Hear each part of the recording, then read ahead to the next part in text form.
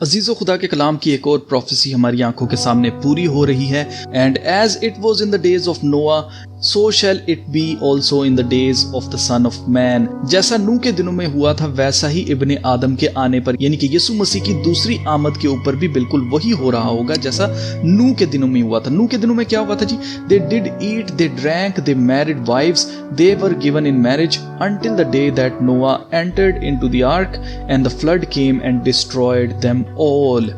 यानी कि जब तक सैलाब आकर उनको बहा नहीं ले गया तब तक वो क्या कर रहे थे? खा पी रहे थे, शादियां कर रहे थे और शादी ब्याह में मशगूल थे। यानी कि लोग जो थे उनको बिल्कुल भी फिक्र नहीं थी कि कौन सी आफत उनके ऊपर आन पड़ने वाली है। Likewise also it was in the days of लोथ। अब यहाँ पर यीशु मसीह ने लूत के बारे में भी जिक्र किया है कि जिस तरह से लूत के दिनों में भी हुआ था। दे did eat, they drank, they bought and they sold, they planted and they builded. यानी कि वो खाते पीते थे, वो खरीदो फरोख्त करते थे, वो अपने लिए दरख्त लगाते थे, वो अपने लिए घर बनाते थे, इस तरह की चीजें कर रहे थे।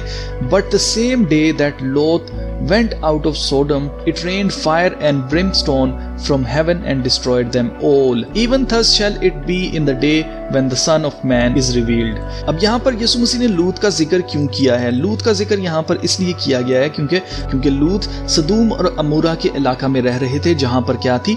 हम जिन्स परस्ती बहुत ज्यादा अरूज के ऊपर थी और खुदा ने उस शहर को तबाह किया था आसमान से आग नाजिल करके।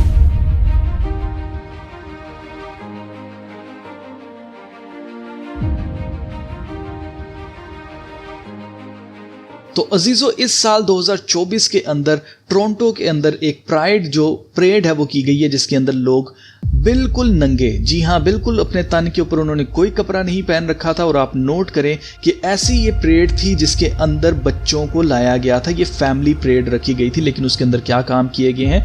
बड़ी बड़ी उम्र के लोग जो हैं वो अपने जिस्म के ऊपर कोई कपड़ा ना पहनकर इस मार्च के अंदर शामिल हुए हैं।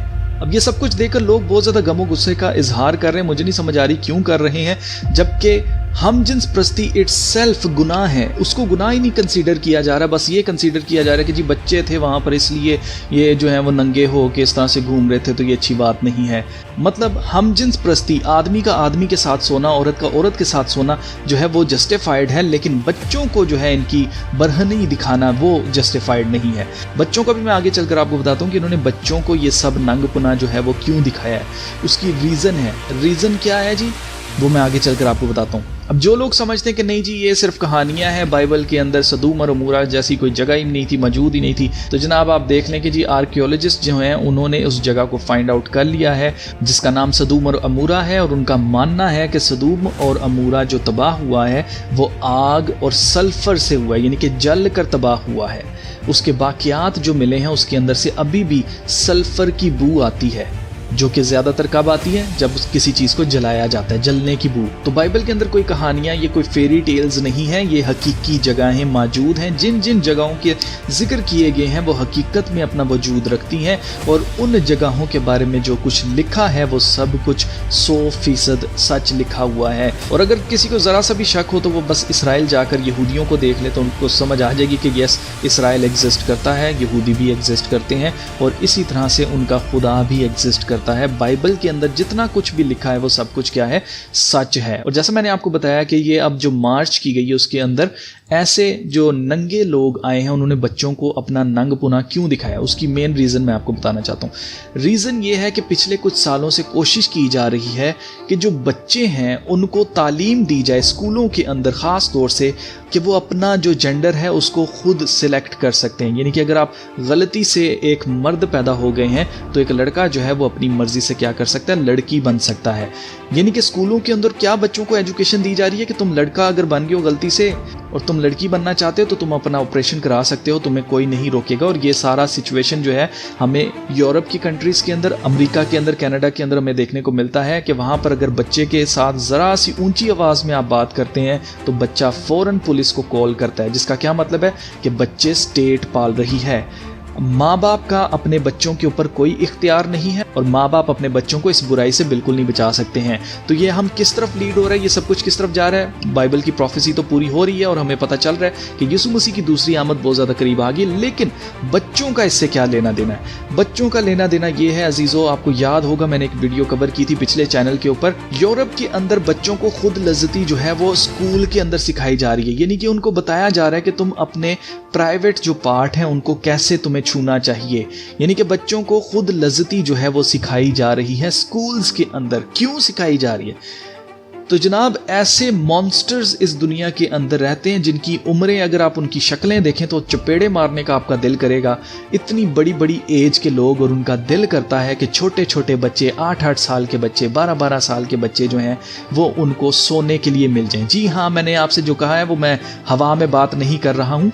दुनिया के अंदर ऐसे कमीने लोग एग्जिस्ट करते हैं जो कि बच्चों के पीछे रहते हैं, उनको बस बच्चे चाहिए। और ये आपको याद होगा कुछ दिन पहले ये एस्पेटीन करके एक नाम था किसी बंदे का, मुझे उसका पूरा नाम याद नहीं आ रहा है। अगर आपको उसका नाम पता है नीचे कमेंट सेक्शन में लिखकर मुझे ज़रूर बताइएगा। उसका केस चल रहा था और दुनिया के बिलियनियर्स जो अमीर तरीन लोग हैं वो छोटी छोटी बच्चियों के साथ सो रहे थे जो कि अंडर एज बच्चियां थी। तो ऐसा क्यों हो रहा था? क्योंकि इस दुनिया के अंदर ऐसे अमीर लोग मौजूद हैं, ऐसे पागल लोग मौजूद हैं जो कि बच्चों का शिकार करना चाहते हैं। और अब ये कानून ऐसा बनाना चाह रहे हैं कि अगर बच्चे की मर्जी है, कंसेंट है, तो बच्चे को कोई जो है वो रोक नहीं सकता है रिलेशनशिप रखने से किसी बहुत बड़ी उम्र के आदमी से या औरत से। तो ये वजह है जिसकी वजह से इस परेड के अंदर जो है बच्चों को बरहनी दिखाई गई है, किनकी? बहुत बड़ी एज के लोगों की। अब आप खुद मुझे बताएं, क्या ये मेक सेंस करता है कि एक बच्चा जो अपने सही और गलत को नहीं जानता है वो अपना कंसेंट रख सकता है कि हाँ जी मैं इस बड़े आदमी के साथ जो है ना, वो इतने बड़े आदमी के साथ मैं सोना चाहता हूँ, इसके साथ मैं डेटिंग करना चाहता हूँ? नॉनसेंस बात है ये। बेसिकली दुनिया बिल्कुल करप्ट हो चुकी है और शैतान ने पूरी दुनिया को सदूम और अमूरा में तब्दील कर दिया। जैसा खुदा के कलाम में लिखा हुआ है कि हम जिन्स परस्त खुदा की बादशाहत में हरगिज दाखिल ना होंगे। तो शैतान की कोशिश है कि पूरी दुनिया को सदूम और अमूरा में तब्दील कर दिया जाए ताकि कोई भी खुदा की बादशाहत में ना जा सके। मैं तो हैरान उन माँ बाप के ऊपर हूँ जो कि इस तरह की परेड्स के ऊपर अपने बच्चों को लेके जाते हैं।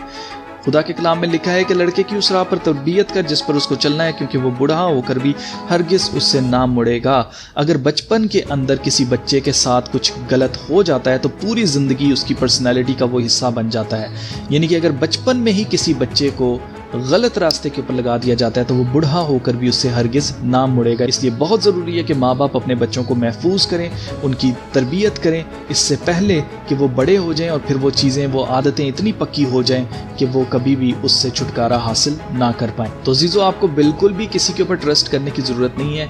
आपको खुद अपने बच्चों की हिफाजत करनी है, उनको बचाना है इनसे। और मैं आपको बता दूँ कि ये ख्वाजा सराओं के बारे में कहते रहे कि जी ये ट्रांसजेंडर होते हैं, इन बेचारों को देखो खुदा ने बनाया ही ऐसे है, ये तो मांगते रहते हैं, भीख मांगते रहते हैं, इनको तो कोई जॉब भी नहीं देता है, तो इनके साथ तो ज्यादती है, इनको राइट्स मिलने चाहिए। तो बहुत से लोग ना इस चक्कर में लगे हुए थे, ये LGBT के पीछे। उनको लग रहा था कि शायद ये ABCD जो कम्युनिटी है ये उनके लिए, उनके हकूक के लिए बात कर रही है, जबकि उनका नामो निशान आपको कहीं पर नहीं नजर आएगा। ये वो हरामी लोग हैं जो कि लड़का लड़के के साथ और लड़की लड़की के साथ सोना चाहती हैं और ये इसको लीगल करवाना चाहते हैं। एक दफ़ा ये लीगल हो गया तो ये बुराई बिल्कुल उसी तरह से फैलेगी जैसे सदूम और अमूरा में फैली थी। कोई घर वहाँ पर ऐसा बाकी नहीं था जिसके अंदर ये गुनाह नहीं हो रहा था। अगर आप रिलीजियस माइंडसेट से ना भी देखें तो भी खुदा ने आदमी को औरत के लिए और औरत को आदमी के लिए बनाया है। और उनका फ्रूट आप देखें कि प्रोडक्शन होती है, एक बच्चा इस दुनिया के अंदर आता है। कितनी खूबसूरत बात है। लेकिन आप नोट करें कि इन्होंने उस फैमिली सिस्टम को तोड़ने के लिए, ताकि दुनिया की आबादी को कम किया जाए, उसके लिए इन्होंने लोगों का दिमाग कैसे ख़राब किया हुआ है कि आदमी जो है वो आदमी से मोहब्बत में पड़ जाता है और औरत जो है वो औरत के साथ पड़ जाती है। और फिर क्या फल निकलते हैं जी? एड्स। जी हाँ, तरह तरह की बीमारियां निकल रही हैं। ये मेडिकली भी बिल्कुल सही नहीं है, लेकिन उसके बावजूद इसको हुकूमतें और कानून जो है वो इसको क्या कर रहा है, इसको प्रमोट कर रहा है ताकि पूरी दुनिया को क्या बना दिया जाए,